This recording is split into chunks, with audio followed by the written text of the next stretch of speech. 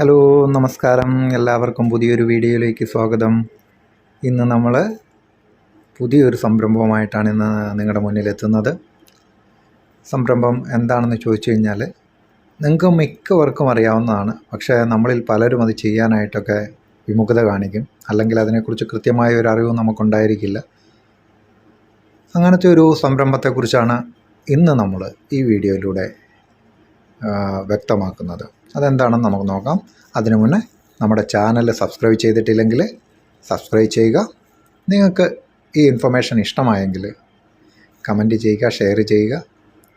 അപ്പം നമുക്ക് നേരിട്ട് വീഡിയോയിലേക്ക് കടക്കാം.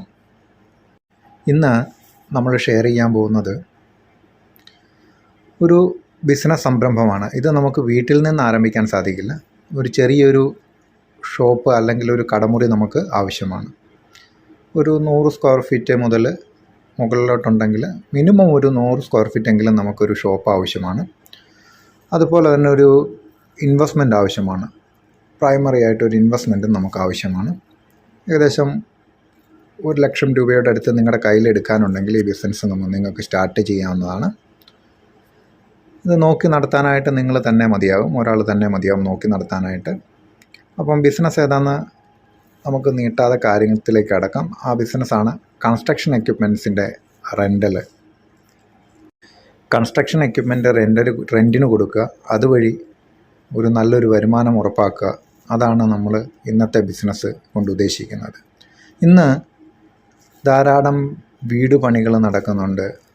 വില്ലകൾ, ഫ്ലാറ്റുകൾ, അല്ലെങ്കിൽ പോട്ടെ നമ്മൾ സാധാരണക്കാരായ ആളുകൾ സ്വന്തമായ ബിൽഡിങ് വയ്ക്കുന്ന ആളുകളാകും, അല്ലെങ്കിൽ ഏതെങ്കിലും കോൺട്രാക്ടറെ സമീപിച്ച് നമ്മൾ വീട് പണിത് തരാനായിട്ട് അല്ലെങ്കിൽ കോൺട്രാക്റ്റ് കൊടുക്കുന്നതായിരിക്കാം.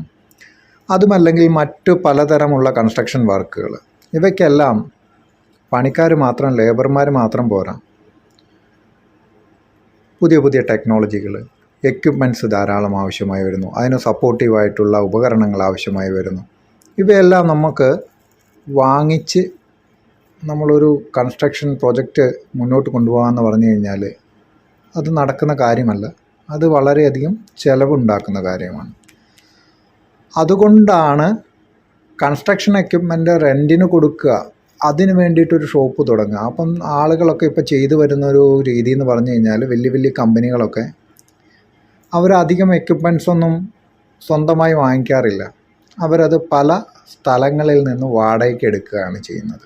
അങ്ങനെ വാടകയ്ക്ക് എടുക്കുന്നതുകൊണ്ടുള്ള ഗുണം അവർക്ക് എന്താണെന്ന് വെച്ച് കഴിഞ്ഞാൽ അതിൻ്റെ മെയിൻ്റനൻസ് നോക്കണ്ട, ഒരുമിച്ച് ബൾക്കായിട്ട് അവർക്ക് ക്യാഷ് മാർക്കറ്റിലേക്ക് ഇറക്കണ്ട. അവർക്ക് ആവശ്യമുള്ളപ്പം സാധനങ്ങൾ ലഭ്യമാക്കിയാൽ മതി. ഇപ്പം വർക്കൊന്നും ഇല്ലെങ്കിൽ അവർക്ക് വെറുതെ ഉപയോഗിക്കാതിരുന്ന സാധനങ്ങൾ കേടായിയൊക്കെ പോകും. അപ്പോൾ അങ്ങനത്തെ കാര്യങ്ങളൊക്കെ ഒഴിവാക്കാനായിട്ട് അവർക്ക് സാധിക്കും. അപ്പോൾ അതുകൊണ്ട് കോസ്റ്റ് സേവിങ് ആണ് ഇതിലെ പ്രൈമറി ആയിട്ടുള്ള ഒരു ഉദ്ദേശം എന്ന് പറയുന്നത്. കോസ്റ്റ് സേവിങ്സ് ആണ്, നമ്മളെ സംബന്ധിച്ചല്ല കേട്ടോ. കോസ്റ്റ് സേവിങ്സ് ആണ് പ്രൈമറി ആയിട്ട് അവരുടെ ഒരു കൺസെപ്റ്റ്.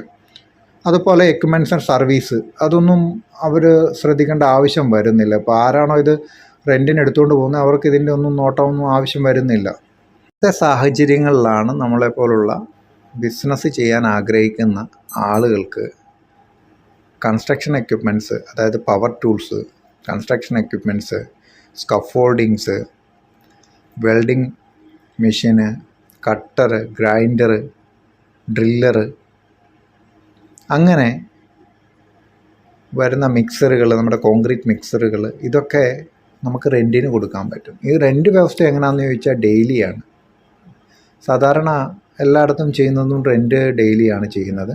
ഇന്നൊരു ദിവസത്തേക്കിന് ഇത്ര രൂപ, ഇന്ന മെഷീന് വാടക, അങ്ങനെ പറഞ്ഞാണ് നമ്മളത് റെൻറ്റിന് കൊടുക്കുന്നത്.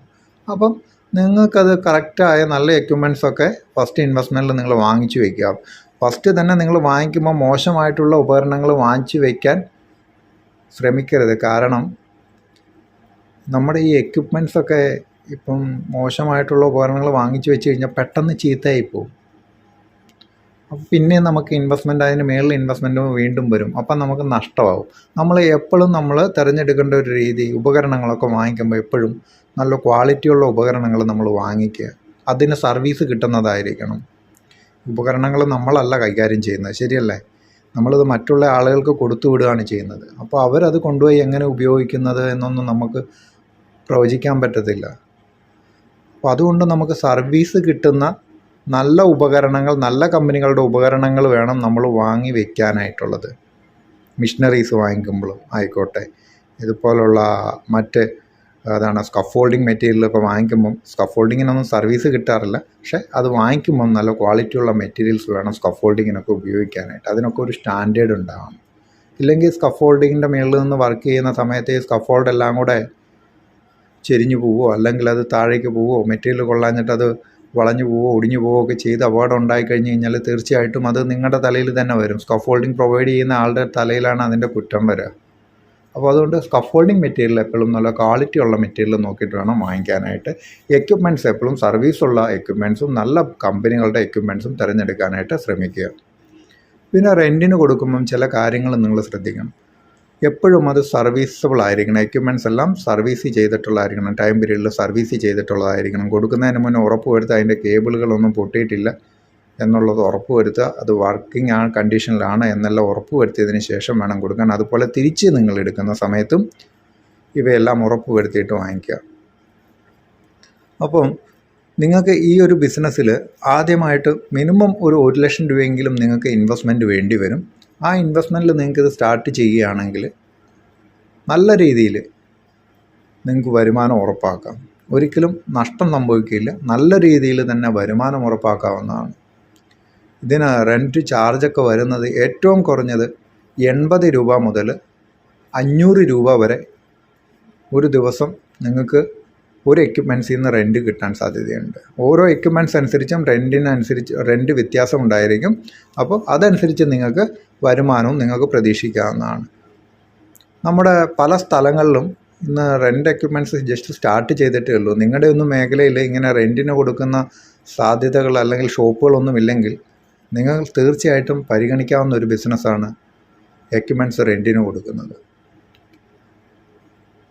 ചില സ്ഥലങ്ങളിൽ 2-3 സ്ഥാപനങ്ങളൊക്കെ ഉണ്ടാകാറുണ്ട്. അവിടെയൊക്കെ നിങ്ങൾ പോയി നോക്കിക്കോളൂ. എപ്പോഴും നല്ല തിരക്കാണ്. നിങ്ങളവിടെ പോയി നോക്കിക്കോളൂ എന്തൊക്കെ സാധനങ്ങളാണ് അവിടെ കൊടുക്കുന്നതെന്ന് നിങ്ങൾ നോക്കിയൊന്ന് മനസ്സിലാക്കിക്കോ. എന്നിട്ട് നിങ്ങളുടെ മേഖലയിൽ നിങ്ങൾ ഏത് ഏരിയയിലാണ് അല്ലെങ്കിൽ നിങ്ങളുടെ ലൊക്കേഷൻ ഏതാണോ അവിടെ നിങ്ങളിതൊന്ന് സ്റ്റാർട്ട് ചെയ്ത് നോക്കൂ. നല്ലൊരു വിജയമുണ്ടാകും. നിങ്ങൾക്ക് തീർച്ചയായിട്ടും നല്ല രീതിയിൽ നിങ്ങൾക്ക് സക്സസ് ആകാൻ സാധിക്കും. അതിന് യാതൊരു സംശയവുമില്ല. അപ്പോൾ ഇന്നത്തെ ബിസിനസ് ഐഡിയ നിങ്ങൾക്ക് ഇഷ്ടമായെങ്കിൽ നിങ്ങൾ മറക്കാതെ നമ്മുടെ ചാനലൊന്ന് സബ്സ്ക്രൈബ് ചെയ്തേക്കുക, ഷെയർ ചെയ്തേക്കുക. അപ്പം വീണ്ടും അടുത്ത ഐഡിയയുമായിട്ട് വീണ്ടും വരാം. അതുവരേക്കും എല്ലാവർക്കും നമസ്കാരം.